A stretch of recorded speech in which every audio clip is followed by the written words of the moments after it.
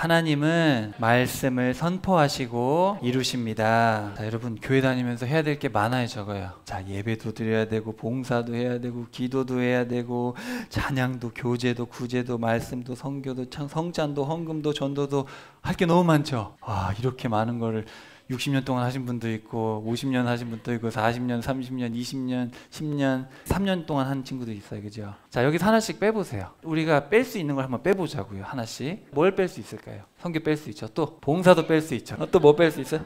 성찬도 뺄 수 있고 또 찬양도 뺄 수 있고 또 교제도 뺄 수 있고 또 뺄 수 있는 거 다 빼봐요. 너무 많잖아. 12가지를 어떻게 다 해요. 그래. 전도도 뺄 수 있고 또 설교도 뺄 수 있고 다 뺄 수 있어요? 자, 한 개는 남겨놔야 되는데 그죠? 뭐가 남아야 될까? 사실은 뭘까요? 다 빼고 나도 요거는 뺄 수가 없어요. 왜냐하면 사실 이게 빼면 뭐예요? 더 이상 이제 아무것도 아닌 건데, 자, 이거 빼도 예배할 수 있어요, 없어요? 봉사할 수 있어요, 없어요? 기도할 수 있어요, 없어요?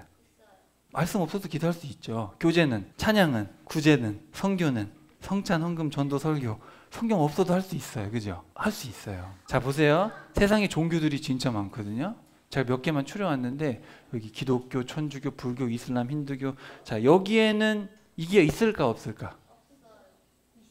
다 있어요. 다 있어요. 모든 종교는 다 있어요. 예배도 드리고 봉사도 하고 기도도 하고. 근데 우리보다 더 열심히 하는 사람들도 간혹 있어요. 이런 분들은 더 열심히 해요. 막 얼마나 열심히 하는지 몰라요. 진짜 열심히 해요. 봉사도 얼마나 열심히 하고 옷 딱 차려입고 예배도 얼마나 열심히 드리고 흰 옷 쫙 빼입고 머리에 두건 다 쓰고 얼마나 경건하게 예배를 잘 드리나 몰라요. 근데 이제 이단의 특징은 여러분 아시겠지만 뭘 건드려요? 핵심. 말씀을 뒤틀거나 더하거나 빼죠. 항상 이제 이단에 가면은 성경 말고 한 권씩 더 붙어요. 우리 교주님이 쓰신 책들이 항상 있거나 아니면 여기서 이제 빼가지고 몇 구절만 딱딱 써가지고 그런 식으로 가죠. 사실 이렇게 돼야 정상이죠. 예배도 뭐대로 해야 돼요? 말씀대로. 봉사도 뭐대로 해야 돼요? 기도도 말씀대로, 찬양도 말씀대로. 여러분 찬양이 원래 뭔지 아세요? 칭찬이. 하나님을 높이는 걸 찬양이라 그러지. 예를 들어서 우리가 가슴이 아픈데 위로해 주세요. 그건 간구죠. 그건 찬양이 아니에요. 교회 음악의 일부죠. 찬양이라는 건 높여드리는 건 칭찬이죠. 근데 우리 가사를 잘 보면은 아닌 경우도 꽤 많습니다. 찬양이 아닌데 예배 때 부를 때도 있어요. 구제도 말씀대로, 선교도 말씀대로, 성찬도 말씀대로, 헌금도 말씀대로. 사실은 우리가 말씀대로 하는데 말씀대로 안 하면 뭐가 되는지 아십니까? 종교가 되는 거예요. 말씀대로 안 하면. 왜냐하면 모든 종교랑 다 똑같아요. 근데 기독교, 우리가 왜 지금 이렇게 모여서 예배를 드리고 왜 성경을 배우고 이게 왜 그러냐? 이건 종교가 아니라 뭐예요? 진리예요. 여러분이 종교를 믿는 게 아니에요. 종교를 믿으면 안 돼요. 종교는 사람들이 만들어낸 거죠. 이것이 진리이기 때문에 여러분 중에는 되게 이성적인 분이 있고 여러분 중에는 또 감성적인 분이 있고 다 달라요. 성도마다 사람마다 기질이 다르고 저는 좀 이성적인 사람이기 때문에 성경을 볼 때도 분석하고 파헤치고 이런 스타일이고 어떤 분들은 그런 거 싫고 좀 마음에 와닿았으면 좋겠고 이런 분들이 있어요. 그거는 하나님이 만드셨기 때문에 제가 뭐라 할 수는 없지만 근본적으로 우리의 감정이나 생각 모든 거는 이 성경에 기반이 되지 않으면 사실 종교행위라는 거예요. 종교행위.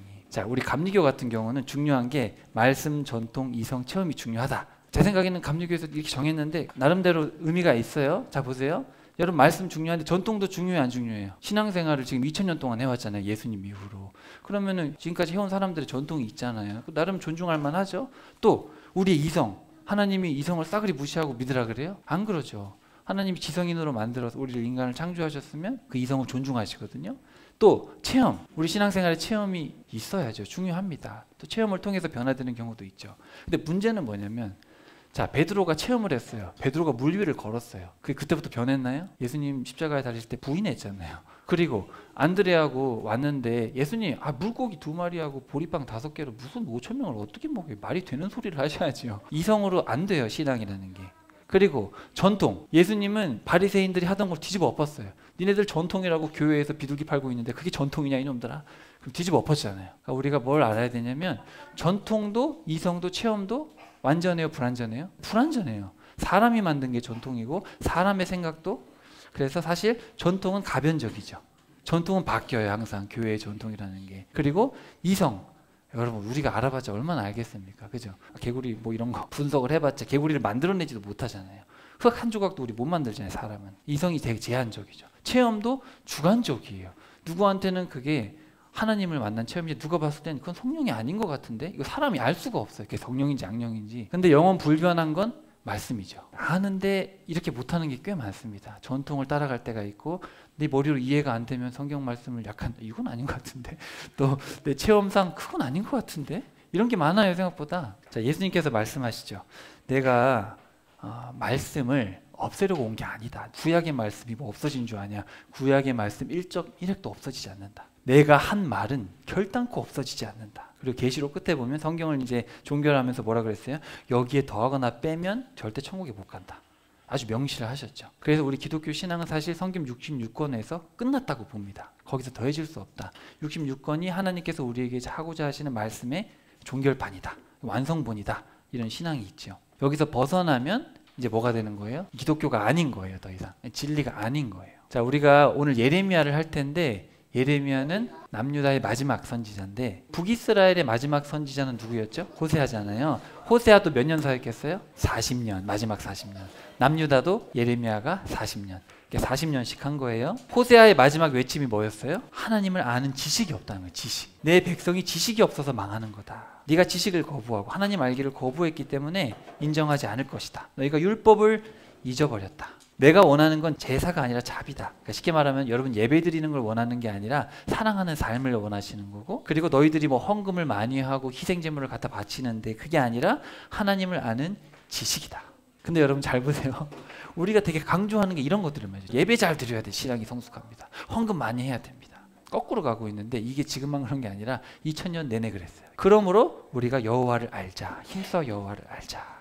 호세아가 이렇게 외쳤죠. 자, 여러분 우리가 이 성경을 대할 때 이 성경, 목사님 그럼 성경에 있는 걸 잘 알려주시니까 지식을 잘 알려주고 정보를 잘 알려주고 성경에는 교훈도 있고 지혜도 있고 어떻게 종교 서적이니까 우리가 삶에 참 도움이 되는 많은 책들이 있네요. 불교 경전 읽어보세요. 얼마나 인생에 도움이 되나 몰라요. 8정도라고 하세요. 불교에서는 8가지가 정확해야 돼요. 정확한 생각, 정확한 행동, 정확한 말. 얼마나 복음이에요 이게.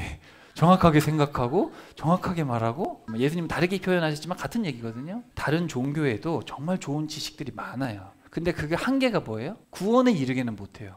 생명이 아니에요 그거는. 근데 우리 기독교 성경책, 이 성경책에 기록된 이거는 정보가 아닙니다.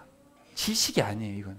이거를 여러분이 지식이나 정보로 생각하면 안 읽겠죠. 아니 나 그거 아는데 그거 뭐라고 읽어. 근데 이게 양식이라고 생각하거나 하나님을 아는 지식이라고 생각을 하거나 사람이 되신 하나님, 말씀이 육신이 돼서 오셨대요. 예수님인데 물론 성경이 예수님은 아니죠. 그건 아니에요. 아니지만 그런 의미를 부여하고 있다는 거예요. 이 말씀이. 그러니까 이건 뭐예요? 말씀은 살아있다라는 거예요. 살아있다. 생명체라는 거예요. 생명체. 자, 제가 왜 이 말씀에 대한 얘기를 해야 되냐면 예레미야를 설명하기 위해서 하는 거예요. 태초에 뭐가 계셨어요? 말씀이 계셨는데 말씀은 하나님과 함께 계셨대요. 그러면 이 말씀은 뭐예요? 인격체라는 거지. 그리고 말씀은 곧 하나님이셨대요. 그분은 태초에 하나님과 함께 계셨는데 그분 안에 뭐가 있어요? 생명이 있고 생명은 사람들의 빛이다. 말씀이 뭐가 됐어요? 육신이 됐대요. 말씀이 사람이 됐대요.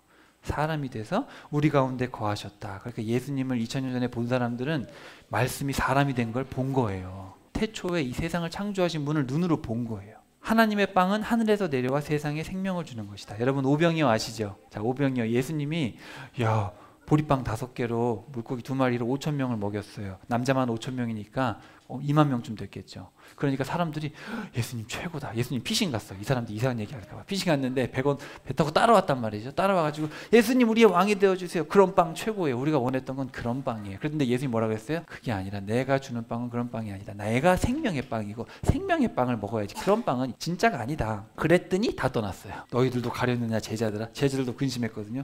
나는 빵이 필요한데 그런 빵 필요 없는데. 자, 근데 내가 바로 생명의 빵이다. 자, 말씀을 왜 주셨어요? 누구의 뭐를 위해서? 너의 행복을 위해서. 그러니까 여러분 지금 성경을 제가 전해드리지만 하나님이 여러분에게 어쨌든 말씀을 알게 하시려고 하는 그 이유는 야 많이 좀 알아야지. 나에 대해서 좀 알아야 될 거 아니냐. 그게 아니고 여러분이 행복했으면 좋겠는 거예요. 행복했으면. 여러분 우리가 자녀들한테 이런 말 저런 말 왜 합니까? 내가 얼마나 권위 있나 잘 들어봐. 난 네 엄마 아빠야. 아니잖아요. 자녀들이 행복했으면 좋겠잖아요. 그래서 이 말 저 말 하잖아요. 똑같아요.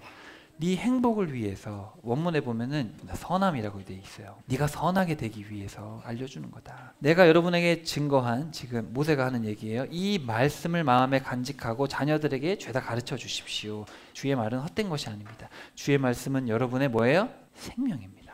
여러분이 살기 위해서 숨을 쉬고 음식을 먹듯이 뭐 해야 돼요? 살기 위해서는 말씀을 먹어야 돼요. 안 먹으면 죽어요. 어려서부터 너희들이 성경을 알았다. 자, 여기 성경이라고 번역을 한국말로는 똑같이 했지만 위에 거랑 달라요. 위에 거는 거룩한 문자들. 그러니까 하나님이 이 문자 하나하나를 우연히 쓴 게 아니라는 거예요. 다 영감을 주셔서 이 66권의 저자들에게 영감을 주셔서 쓰게 하신 거란 말이에요. 친히 너희들에게 구원에 이르게 하고 지혜가 있게 하고 그리고 온전하게 하고 선한 일을 행할 능력을 갖추게 하고 이 하나님의 말씀은 살아있다. 살아있어서 힘이 있고 검 같고 사람의 속을 꿰뚫고 혼과 영과 관절을 쪼개고 판별한다. 여기 판별한다는 게 이제 정의의 의미예요. 우리가 나중에 해명해야 된다. 이제 이렇게 되어 있는데 원문에 보면은 그는 우리의 말씀이다. 이렇게 되어 있어요. 원문에는. 근데 이제 이거 의역을 하면은 우리가 나중에 하나님의 말씀을 제대로 대하지 않으면 그에 대해서 우리가 해명을 해야 된다.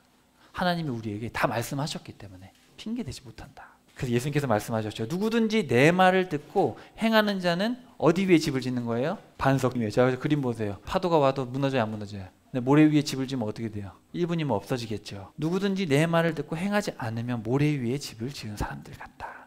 예수님께서 이 말씀을 마치니까 사람들이 권위에 경악했죠. 깜짝 놀랐다고 하니까 어머나? 그런 게 아니에요. 경악했다라고. 어떻게 저렇게 말도 안 되는 말씀을 하실까? 그러면 예수님이 뭐라 그러셨냐면 나를 사랑하는 자는 내 말을 지킨다. 너희가 지금 듣고 있는 이 말은 내 말이 아니고 천지를 창조하신 아버지의 말씀이다. 그리고 성령님이 오시면 내가 너희에게 말한 모든 것이 생각나게 한다. 말씀으로 시작해서 말씀으로 끝나죠. 그럼 마귀는 뭘 할까요?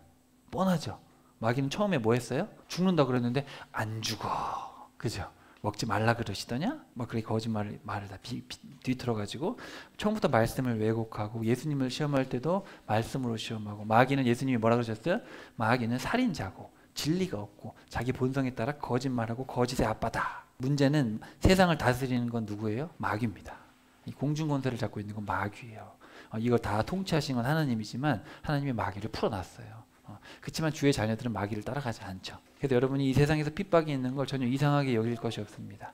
왜냐하면 지금 마귀를 심판하면 마귀를 따라가는 아직 주님을 따르지 않는 모든 사람이 마귀랑 같이 지옥을 가야 되기 때문에 지금 참고 계시는 거죠. 우리 베드로 후서에 나오죠.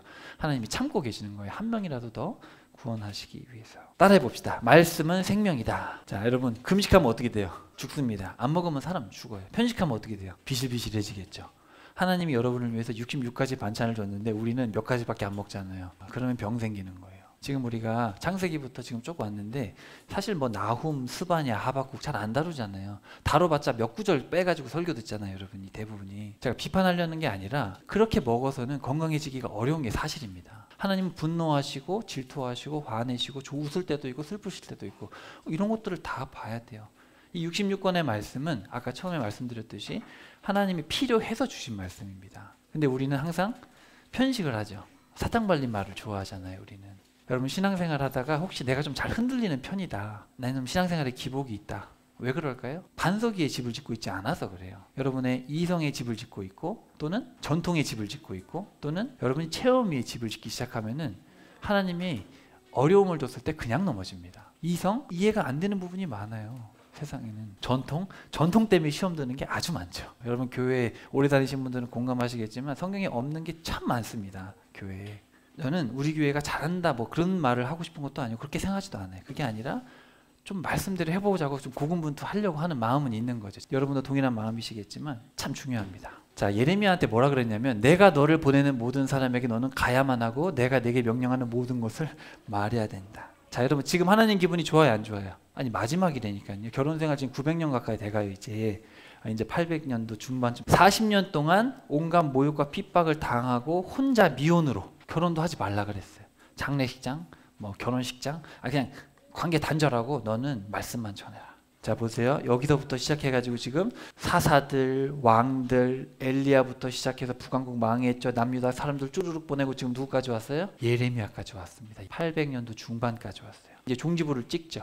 에스겔 같은 경우는 이제 결혼 생활 끝나고 나서 분노하는 과정이고 마지막 외침은 이제 예레미야인데 왜 이 말씀이 중요한가를 여러분에게 설명을 드린 이유는 자 따라해 봅시다. 다바르. 이건 좀 아실 필요가 있는 히브리어인데 여러분이 흔히 말씀하면 다바르예요. 말씀이라는 단어가 나오면 구약에서 다바르인데 예레미야에 보면은 14% 그러니까 성경에서 제일 많이 쓰고 있어요. 이 말씀이라는 말을. 그리고 말씀하다라는 말도 다 바른데 단모음이라서 빨리 읽고 명사는 좀 길게 읽으면 돼요. 어쨌든 다 바른데 똑같아요. 자, 여러분 그 민수기가 제일 빈도가 많은데, 자, 민수기가 히브리어로 뭐냐면은 미드바르예요. 미드바르. 근데 재밌는 게, 자, 광야라는 말이 말씀으로부터라는 뜻이에요. 참 신기하죠. 여러분 하나님의 말씀을 듣는 데가 어디예요? 광야예요. 여러분 인생이 잘 나갈 때 하나님 말씀이 들리답니까? 안 들리잖아요. 말씀에 귀를 안 기울여요. 아유 주님 감사합니다. 성경 뭐 보고 있어. 할렐루야. 힘들면 성경부터 보잖아요. 힘들면 성경 보고. 그래서 하나님 찾고, 힘들어야 사람이 하나님을 찾거든요. 그래서 미드바르 이렇게 돼 있어요. 미드바르. 좀 재미있죠. 지성소도 다바르에서 나왔어요. 왜냐하면 지성소에 누가 계세요? 하나님 말씀이 계시잖아요. 언약궤가 있잖아요.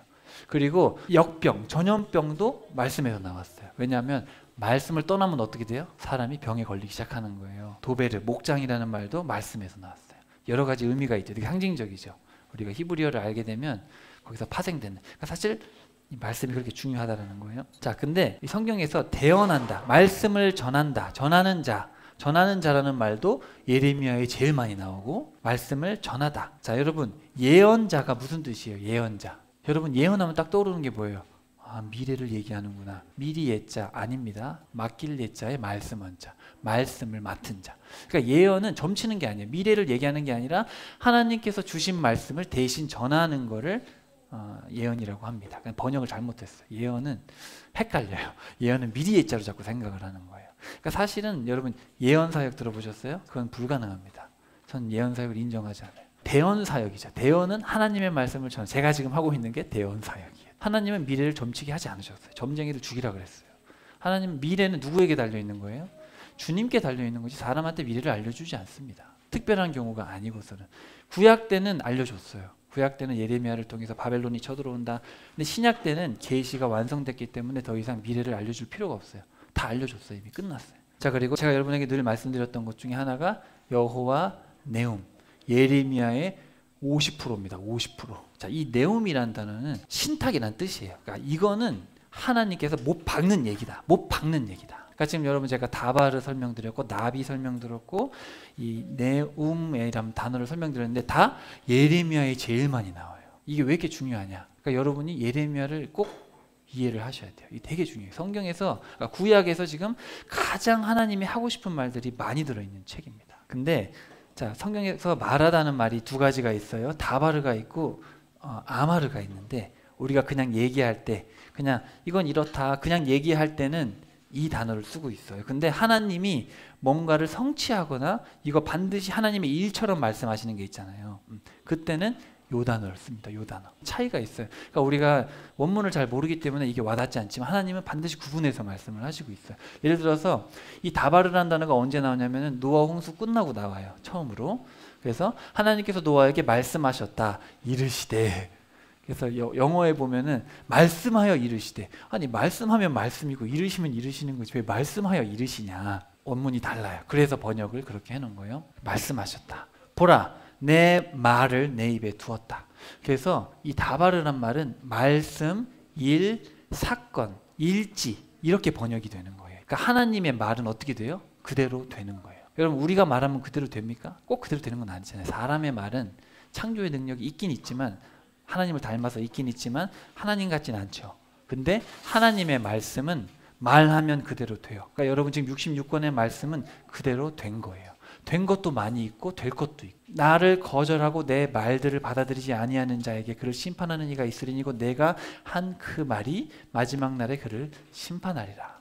여러분 혹시 교회를 오래 다니신 분들은 레마의 말씀이 있고 로고스의 말씀이 있다. 혹시 들어보셨어요? 근데 솔직히 성경을 연구하는 저에게는 성경을 보면 레마랑 로고스가 혼동해서 쓰여 있어요. 구분하지 않아요. 근데 보통 이제 로고스와 레마를 구분하는 분들은 약간 은사주의나 약간 체험을 강요하는 분들이 내가 체험한 말씀은 레마라고 하고 주신 말씀을 로고스라고 하는데 여기도 보시면 알겠지만 성경에서는 로고스나 레마를 섞었어요. 어떤 걸 얘기할 때 이 단어와 이 단어를 같이 써서 좀 더 풍성하게 할 때가 있잖아요. 의미는 같지만. 그래서 여러분 이걸 구분하실 필요가 없어요. 이거를 제가 성경에 있는 용례를 다 뒤져봤어요. 그리고 이거에 대해서 분석하는 글들을 죄다 읽어봤는데 구분하지 않습니다. 설교자의 말에 권위를 두기 위해서 레마를 특별히 해석하는 경우가 많이 있어요. 목회자들이. 그런 오류를 범해서는 안 돼요. 성경에서는 똑같이 쓰고 있어요. 그냥 하나님의 말씀입니다.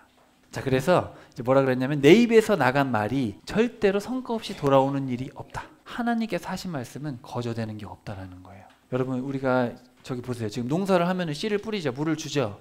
그럼 그게 아무 일도 안 일어나요? 그러지 않잖아요. 반드시 무슨 일이 일어나잖아요. 하나님의 말씀은 반드시 성취됩니다. 근데 이게 이제 신약으로 오게 되면 어떻게 되냐면은 여기서는 예레미야가 하나님께서 말씀하시면 내게 임했다. 임하면 전하는 거예요. 예수님 시대 때도 사도들도 예언 사역을 했어요. 그때는 대언 사역을 했는데 그때는 실시간으로 말씀을 주시고 전했단 말이에요. 그래서 대언 사역이 있었는데 갈수록 그게 줄어들더니 성경이 완성되고 나서는 더 이상 실시간으로 말씀하시는 경우는 없어요. 그럴 필요가 없어요. 말씀이 종결됐기 때문에. 그래서 신약으로 가면은 예언하다라는 게 저 prophecy잖아요, 영어로. 그렇죠? 그래서 예언하다라는 단어가 나오지만 그때부터는 선포한다는 개념이 나와요. 자, 우리가 다른 데 가서 전도하자. 자, 하나님의 지혜가 있어서는 세상이 자기 지혜로 하나님을 알지 못함으로 전도에 미련한 것으로 믿는 자들을 구원하기를 기뻐하셨다. 많이 들어보셨죠? 전도 미련한 거 아니냐, 전도에 미련한 것으로. 근데 여러분, 그러면 우리가 미련하지만 전도를 해야 되죠. 그런 뜻이 아니고 여기서 말하는 전도는 선포예요. 하나님은 기적을 보여주실 수도 있고 여러분 꿈에서 나타나실 수도 있고 신비한 일들을 통해서 믿음을 주실 수 있지만 체험을 통해서 또 전통을 통해서 이성을 통해서 믿음을 주실 수 있지만 그게 온전해요? 온전하지 않아요? 온전하지 않아요. 구약 내내 그런 방법을 썼지만 온전하지 않기 때문에 무슨 방법을 기뻐하세요? 선포라는 걸 기뻐하신다는 거예요. 기록된 말씀을 이제 더 이상 대언이 필요 없어요. 받아서 실시간 할 필요가 없어요. 이제는 기록된 말씀, 예수 그리스도를 통해서 완성된 이 66권의 말씀을 선포함으로 믿는 자들을 구원하기를 기뻐하셨다. 자기 때에 자기의 말씀을 선포로 나타내셨느니 이 전도는 우리 구주 예수께서 명하신 대로 내게 맡기신 것이다. 그래서 예레미야한테도 이제 말씀을 하신 거죠. 예레미야가 아우 저는 말할 줄 모르는데요. 아니다. 내가 너를 보내는 사람에게 너는 가야만 하고 내가 명령하는 것을 너는 말해야 한다. 선포해야 된다. 하나님이 주신 말씀을 선포하면 된다. 말씀 그대로 하면 되는 거예요. 그냥 내가 내 말을 네 입에 넣어주겠다. 그래서 왜 예수님도 전도하러 갈 때 걱정하지 마라. 내가 내 말을 네 입에 넣어주겠다. 근데 그게 바로 66권의 말씀이죠. 쉽게 말하면 말씀대로 살아야 돼요. 말씀대로 살고 말씀대로 예배하고 말씀대로 전도하고 말씀대로 살아가야지. 그 나머지는 다 어디서 온 거예요? 말씀에 대한 사람의 해석이에요. 전통이나 이성이나 체험은 불완전합니다. 그런 거를 쫓다 보면 여러분 신앙생활이 계속 흔들려요.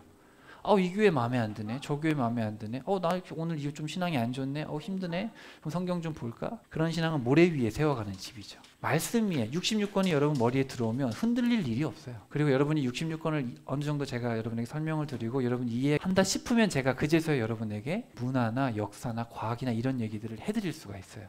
이게 뭔가 모순인가? 뭐가 잘못됐는가? 근데 성경을 모르는 상태에서 제가 그런 얘기를 했더니 사람들이 시험 들어요.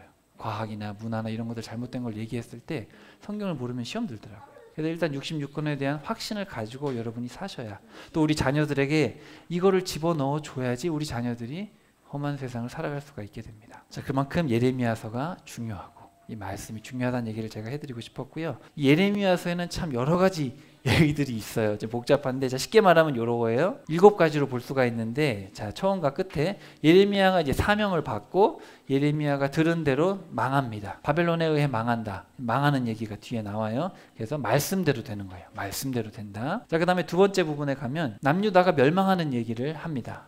이제 멸망할 거다.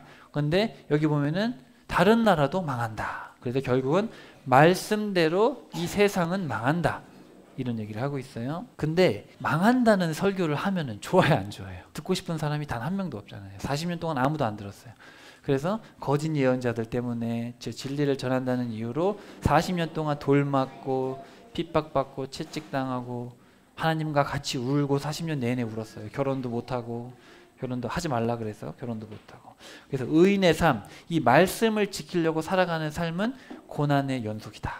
이런 얘기를 하고 있고 마지막으로 결국 우리의 소망은 어디 있어요? 예수님 뿐이다. 이런 얘기를 결론적으로 하고 있습니다. 말씀대로 된다. 결국 모든 나라는 다 망한다. 여러분이 의롭게 살려면 말씀대로 살려면 반드시 고난이 온다.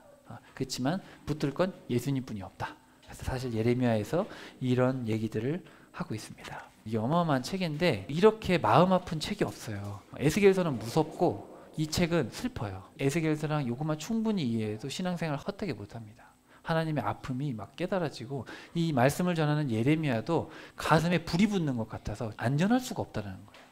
저도 예레미야를 설교할 때마다 약간 감정 상태가 왔다 갔다 하니까 놀라지 않으셔도 돼요. 근데 하나님의 감정 상태가 너무 힘들어요. 지금 여러분 힘들만 하잖아요. 결혼생활 850년에 종지부를 찍고 있는데 힘들잖아요. 1장 1절 한번 봅시다. 여호와께서 세우신다 한번 써보세요. 안 쓰면 잊어버립니다.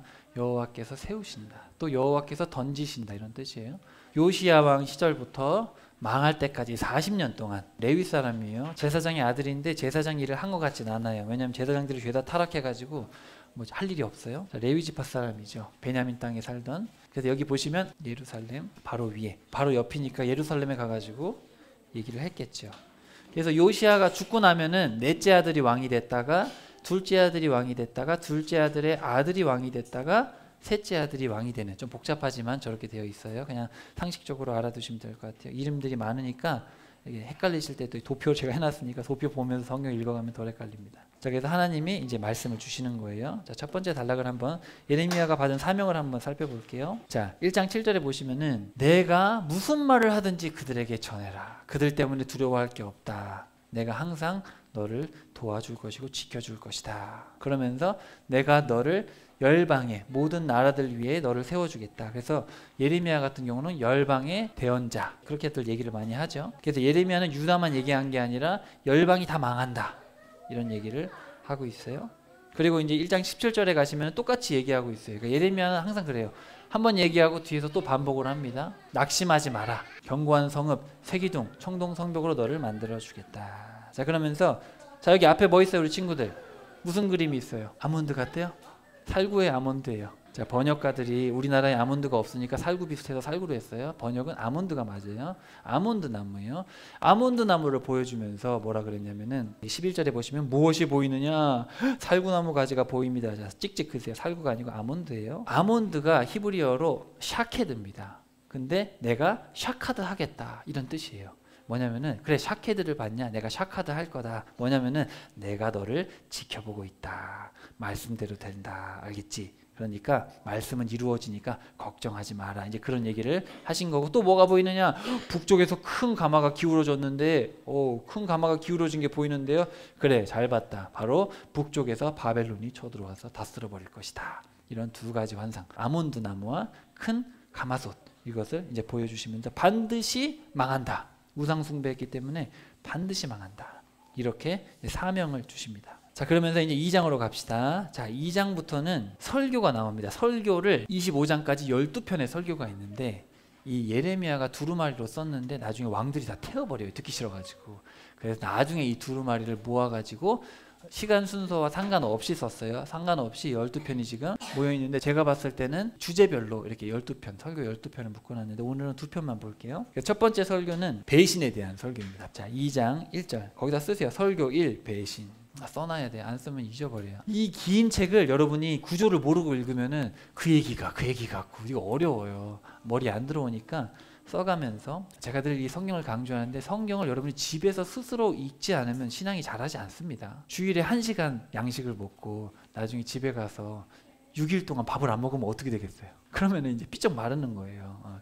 여러분 스스로 성경을 읽는 성도가 돼야 되고, 목사가 없어도 되는 교회가 돼야 돼요. 그게 건강해요. 목사가 아프면은 예배 못 드리면 안 되잖아요. 그러면 목사에 의존하는 교회가 되면 안 돼요. 스스로 성경을 읽고 목사에게 도움을 받는 거죠.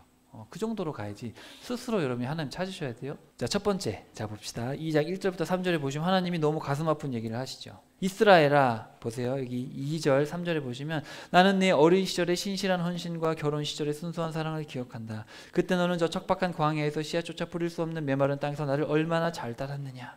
진실로 그때 너 이스라엘은 나 주에게 거룩한 것이었고 수확한 소중한 첫 열매였다. 그러므로 나의 사랑하는 이스라엘을 탐하여 삼키는 자들은 내가 벌을 내려 큰 재앙을 만났다. 나 주의 말이다. 여러분 이게 지금 언제를 기억하는 거예요? 결혼생활로 따지면 신혼생활, 신혼여행 때. 자, 여러분 신혼여행 때 기억나세요? 안 나세요? 신혼 얼마나 풋풋합니까? 그죠? 물론 신혼여행 때 뭐 안 좋은 추억이 있는 분도 있을 수 있겠죠.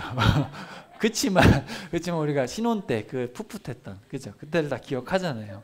하나님도 신혼 때를 기억한다는 거예요. 네가 내 손 잡고 850년 전에 내 손 잡고 그 광야에서 그 어린 것이 날 따라온 거, 아유 내가 그때를 잊을 수가 없다. 하나님이 그렇다는 거. 하나님도 잊지를 못하시는 거예요. 여러분, 하나님은 저 하늘에 계신 수염이 많은 어르신이 아니에요. 자꾸 그렇게 생각해요. 그게 아니에요. 하나님은 인격을 가지신 분이에요. 아버지. 자꾸 어떤 분들은 하나님이 무슨 인격이 있냐, 신이. 그럼 예수님이 하나님인데 예수님을 통해서 신은 인격체라는 걸 보여주셨잖아요. 그러니까 하나님도 감정이 있어요, 여러분. 자, 끝에 가시면 이런 얘기를 합니다. 가령 어떤 남자가 자기 아내와 이혼을 했는데 이혼당한 그 아내는 다른 남자의 아내가 되었다 하자. 그러면 다시 돌아갈 수 있겠느냐? 그럼 이 땅이 더러워지지 않겠느냐? 어떻게 그럴 수가 있느냐? 그러고도 나한테 다시 돌아온다고 네가 그렇게 음란하게 살고도 안 된다. 그러면서 들어라. 너의 눈을 헐벗은 산을 보라. 네가 드러누워 노란하지 않은 데가 있는지 봐라. 광야의 아라비아 사람처럼 길목에 앉아 남자들을 노렸다. 아라비아 사람들이 도둑질을 이렇게 사막에서 했는데 그렇게 너희들이 남자들을 노렸다. 너희들의 음란과 악으로 온 땅이 더러워졌다. 니네 때문에 이른 비와 늦은 비가 안 오는 거 아니냐. 농사가 망한 게 니네 탓이다. 니네가 망해서 내가 비를 안 내려준 거 아니냐. 그러면서 너희는 수치를 못 느낀다. 아버지는 내가 어릴 때부터 친구 아닙니까? 왜 화만 내세요? 계속 이런 식으로 너희들이 나오고 있다. 좀 감정적이죠. 하나님이 지금 기분 되게 안 좋으니까 감정적인 표현들을 많이 하십니다. 그러면서 이러십니다. 잘 들어봐라 이놈들아. 내가 솔직히 너한테 잘못한 게 뭐이냐? 내가 잘못한 게 뭐냐? 이집트와 광야에서 구해준 것을 너희가 잊어버렸다. 너희가 나의 소중한 땅을 더럽혔다. 제사장들, 대언자들 바알의 이름으로 대언하고 있질 않느냐? 난 너희들하고 싸울 것이다. 나 지금 화났어. 29절에도 똑같은 얘기를 합니다. 너희가 잘못했는데 왜 나랑 싸우려 드느냐? 너희들은 나의 대언자들을 죽이지 않았느냐?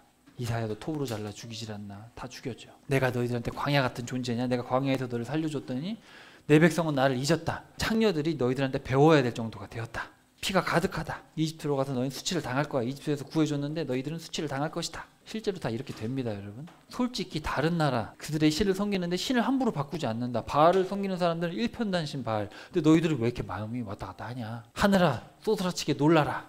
그들이 생명의 셈인 나를 버리고 터진 웅덩이를 따라가고 있다. 너희들은 종도 아닌데 수치를 당하고 있다. 너희들이 나를 배신했다.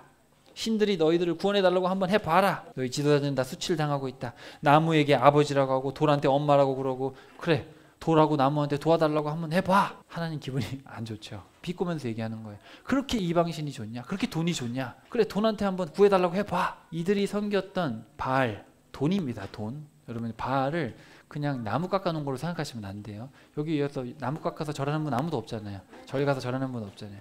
바알과 아세라는 번영의 상징이에요. 번영. 내 삶의 안위. 근데 거기에 절하는 행위 자체는 뭐예요? 돈을 숭배하는 행위를 얘기하는 거예요. 지금 만몬주의잖아요. 이 세상에서 돈이죠. 마귀가 돈. 자, 여러분 이거 뭐예요? 우리 어린 친구들. 오늘 아침에 예배 드리러 오는데 비누로 세수하고 왔어요? 안 했어요? 비누는 뭐 할 때 쓰는 거예요? 아무리 너를 깨끗하게 해도 850년 동안 너를 깨끗하게 하려고 해도 깨끗해지지가 않는다, 너희들은. 어떤 그럴 수가 있냐? 우상 숭배가 만연해. 너희들은 우상을 쫓아간다. 돈이 그렇게 좋냐?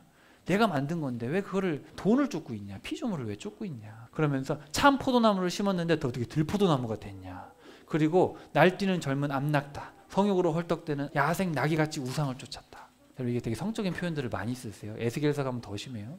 자, 이렇게 우리 어른들은 이해하시겠죠. 자, 이런 식으로 너희들이 그냥 미쳐 날뛰었다. 되게 적나라하게 표현하시죠. 이게 예레미야가 전했던 설교예요. 이거 듣고 싶어 안 듣고 싶어요? 이런 얘기를 하니까 다 돌로 던져서 죽여버리고 싶은 거죠. 나중에 가관입니다. 나중에 뒤로 가면 무슨 설교하는지 아세요? 여러분 여기 있으면 죽고 바벨론으로 잡혀가세요. 잡혀가는 게 하나님의 뜻이라니까요. 그러니까 받아들일 수가 없는 거예요, 설교를. 두 번째 설교로 가겠습니다. 자, 3장 6절. 3장 6절에다 쓰세요. 자, 교만. 두 번째 설교. 여러분이 직접 집에 가서 읽으셔야 됩니다. 제가 유튜브에 가시면은 제가 한 절 한 절 다 읽어가면서 설교한 게 있어요. 필요할 때 보시고 유튜브에 있어요. 자, 교만에 대해서 얘기하시는데 배신했던 이스라엘이 너희보다 낫다 이놈들아. 북이스라엘이 망했잖아요. 북이스라엘은 배신했는데 너희들은 반역했다 이놈들아. 오히려 북이스라엘보다 니네들이 더 악하다 이놈들아. 아니 북이스라엘이 그렇게 배신을 했으면 자, 요 단어는 뭐냐면은 등을 돌렸다는 뜻이에요. 북이스라엘은 내게 등을 돌렸다. 아니 그래서 등을 돌려서 망한 걸 봤으면 너희들은 신실해야 되는데 너희들 어떻게 등을 돌린 것도 모자라서 나한테 대들고 있냐. 이제 이런 표현을 쓰고 계셔요. 배신한 이스라엘은 반역한 유다보다 자기가 낫다. 이런 표현을 쓰고 계십니다. 나는 혼자 이렇게 생각을 했다. 내가 너희를 귀한 자녀로 삼아가지고 영광스럽게 해주고 그렇게 해서 너희들을 잘해주면 너희가 아버지 잘못했어요. 잘할게요. 그렇게 표현할 줄 알았는데 어떻게 너희들은 나를 그렇게 쉽게 떠나버리냐. 남편을 속이고 멀리 떠나가는 아내처럼 대드는 여자처럼 너도 나를 어떻게 이렇게 대드냐. 나한테 대드냐. 어떻게 그럴 수가 있냐. 이스라엘아 정말 돌아오려면 우상을 버리고 나한테 돌아와라. 그래서 내가 원하는 건 뭔지 아냐? 다시 알려줄게. 바로 진실과 공평과 정의다. 내게 돌아와서 진실과 정의와 공의를 행해라. 내가 원하는 건 그거다. 자, 여기 진실이라고 번역했는데 저 에메트가 아만에서 왔어요. 아만이란 단어 동사에서 온 게 에무나, 신실함이에요. 그리고 저기서 온 게 에메트. 그러니까 여러분 신실한 것과 진리와 이런 거 다 같은 뜻이에요. 신실한 게 진리예요, 여러분. 변함없는 거. 신실한 게 흔들리지 않는 거잖아요. 못의 팔이 어떻게 되는 거예요? 내려오지 않는 거잖아요. 그게 신실한 거잖아요. 진리는 변치 않는 거예요. 교회 전통 계속 변합니다. 우리의 이성 계속해서 변합니다. 우리의 체험 들쑥날쑥. 진리는 변하지 않는 거예요, 여러분. 진리를 쫓아야 돼요. 교회의 전통, 이성 그런 검증을 해야 돼요. 진리로 검증해야 돼요. 확실하게 이해하셔야 돼요, 여러분. 진리와 정의와 공의. 아직도 이 개념이 여러분 머리 잡혀 있지 않으면 좀 큰 문제입니다. 하나님이 뭘 원하시는지 모르고 신앙생활 하는 거예요. 아, 그냥 교회 열심히 다니고 봉사 열심히 하고 나중에 여러분 예레미야에 나오지만 니네들 뒷감당 어떻게 하려고 그러냐? 이런 얘기를 하세요. 저는 설교자로서 여러분이 듣든 안 듣든 얘기를 해야 되고 여러분의 책임은 여러분이 이게 진짜 목사가 얘기하고 있는 저 말이 하나님의 말씀이 맞는지를 검증하고 그렇게 사셔야 돼요. 진리, 정의, 공의 너무너무 중요합니다. 지금 하나님이 말씀하셨어요. 내가 원하는 건 이거다. 묵은 땅을 갈아 엎고 가시덤불에 씨를 뿌리지 마라. 가시에 뿌려봤자 안 된다. 그냥 마음판을 새롭게 만들어야 된다. 제발 마음의 할례를 행하라. 몸의 할례를 하는 게 아니라 마음의 할례를 행해서 제발 회개하고 돌아와라. 지금까지 잘못 살아왔던 거, 잘못 신앙생활했던 거 돌이켜라. 내가 좀 깨끗하게 해보려고 노력을 했다, 너희들을. 그래서 여러분 은이나 금을 만들 때 이게 은이나 금이 막 땅을 팠더니 이게 순수하게 있는 게 아니잖아요. 이게 막 가루로 있는데 그거를 모아가지고 불순물들이 있어서 불순물들을 없애려면 이렇게 뜨겁게 해가지고 불순물을 제거하고 순은을 이렇게 만들어내는 거거든요. 근데 하나님도 순수한 은을 만들려고 이스라엘을 순수하게 만들려고 아무리 뜨겁게 달궈도 재련이 안 된다는 거예요. 너희들 아무리 깨끗하게 하려고 해도 안 된다. 근본적인 원인이 뭐예요? 말씀을 모르니까 안 돼요. 여러분 부모님에게 여러분이 아무리 잘하려고 그래도 부모와 대화를 통해서 부모가 원하는 걸 듣지 않으면 몰라요. 자, 그래서 이제 북쪽에서 적군이 쳐들어온다. 왜냐하면 너희들이 나를 거슬러 반역했기 때문이다. 자, 예레미야 4장 19절 여기 한번 펴보세요. 아, 슬프구나. 내 심장이 막 쥐어 뜯기듯이 아프고 답답하다. 너무 아프고 답답해서 내가 참고 견디기가 어렵다. 전쟁의 나팔 소리가 들린다. 재앙이 꼬리를 물고 나를 땅을 덮치고 온 땅에 짓밟히고 황폐하게 되고 장막집이 무너지고 천막집이 무너지고 주님 제가 도대체 언제까지 이 전쟁의 소리를 들어야 됩니까? 그래, 내 백성은 고집이 세고 분별력이 없어서 깨닫지를 못하고 악한 짓은 스스로 잘도 저지르는데 선한 일은 도저히 하질 않는다. 그러면서 쭉 이야기가 나오는데 바벨론에 의해서 망한다는 얘기를 하고 있는데 바벨론에 의해서 내 나라가 망한다는 이 얘기 예레미야에게 계속해서 막 전쟁 소리가 들리고 우리 망하는구나 이런 눈앞에 펼쳐지니까 말씀이 이게 생생하게 들리니까 견딜 수가 없는 거예요. 여러분 만약에 대한민국이 전쟁으로 초토화돼서 우리 이웃들이 살고 있는 아파트 죄다 무너지고 하나님한테 심판받아서 그걸 상상만 해도 너무 끔찍하잖아요. 예레미야가 이걸 전하면서 너무 마음이 아픈 거예요. 이런 것 우리가 전쟁을 안 겪어서 이게 실감이 안 날 겁니다. 이게 얼마나 비참한 건지. 그리고 최후 심판의 날에 하나님의 아기들을 쓸어버리는 그런 어떤 계시록의 말씀들을 생생하게 우리 자녀들이 이해를 하고 이 심판이 얼마나 무서운 건가. 이 말씀을 따라 사는 이 신앙생활은 종교생활이 아니라 진리를 고수하는 전쟁 같은 거잖아요. 이 지금 전쟁 같은 거거든요. 그러면서 명령어가 쭉 나와요. 선포하라, 외쳐라, 말하라, 불어라, 큰 소리를 내라, 외쳐라, 말하라, 모여라. 베옷을 둘러라, 슬퍼하라, 통곡하라, 죄를 씻어라. 예루살렘에 들려주어라. 망한다 우리. 내가 북쪽에서 큰 재앙을 가져오실 것이다. 마치 첫 아이를 낳는 여인의 고통소리 같은 비명소리가 들릴 것이다. 베옷을 입고 통곡해라. 지도자들, 돈 많은 사람들, 힘 있는 사람들은 정신을 잃고 깜짝 놀랄 것이다. 이런 날이 온다. 이런 날이 2600년 전에 왔었어요. 그리고 예수님 오시고 나서 예수님 죽이고 부활하신 다음에 40년 있다가 완전히 망했죠. 완전히 이런 일이 일어났는데 이제 예수님 다시 오실 때 또 이런 일이 일어나겠죠. 그럼 저 여러분에게 자 그래서 이제 5장 1절 자 별표 봅시다. 너희는 예루살렘 거리로 가서 이리저리 빨리 왔다 갔다 해봐라. 예루살렘의 모든 광장으로 둘러보면서 찾아봐라. 만일 너희가 정의를 행하고 신실함을 찾는다. 자, 여기 우리 쉬운 말 성경에는 공의를 행하고 진리를 추구한다고 되어 있는데 원문에 보면 정의를 미시파트를 행하고 에무나를 찾는 사람 한 사람만 있으면 내가 용서하겠다. 그들은 주님의 살아계심을 두고 맹세한다고 하지만 사실은 거짓 맹세를 하고 있다. 하나님께서 찾는 것은 에무나가 아닙니까? 신실함을 찾고 계시는 거 아닙니까? 신실한 사람이 한 명도 없다. 여러분 예수님이 뭐라고 하셨는지 아세요? 내가 다시 올 때 신실함을 보겠느냐, 내가 다시 올 때 믿음을 보겠느냐. 기억나세요? 예수님께서 그러셨어요. 내가 믿음을 보겠느냐. 그게 같은 얘기예요. 내가 신실한 사람을 보겠느냐. 신실한 사람이 한 명도 없으면, 그러니까 신실하게 돌아올 사람이 단 한 명도 더 이상 없으면 예수님 재림하시는 거예요. 아직은 돌아올 사람이 있기 때문에 오시지 않는 거죠. 자, 주의 눈이 신실함을 찾고 계시지 않습니까? 정의를 행하고 신실함을 찾는다. 찾는다라는 히브리어 단어, 계속 찾는다라는 우리 표현이 지난 시간에 나왔는데, 이 찾는다라는 얘기는 간절히 찾아 헤매는 거예요. 그거를 찾기 위해서 간절히 찾아 헤매는 거예요. 신실하게 살고 싶어서, 하나님의 법대로 살고 싶어서 신실하게 찾는 사람이 저와 여러분이 돼야겠죠. 자, 근데 예레미야가 아무도 이 하나님의 법대로 살려고 하는 사람이 없어가지고 혹시나 제사장이나, 그러니까 쉽게 말하면 목사님이라도 그래도 좀 성경을 아니까 목사님은 좀 성경대로 살려고 해서 그래서 목사님한테 찾아가 봤더니 목사님도 똑같더라. 말씀대로 안 살고 있더라. 그런 얘기를 하고 있어요.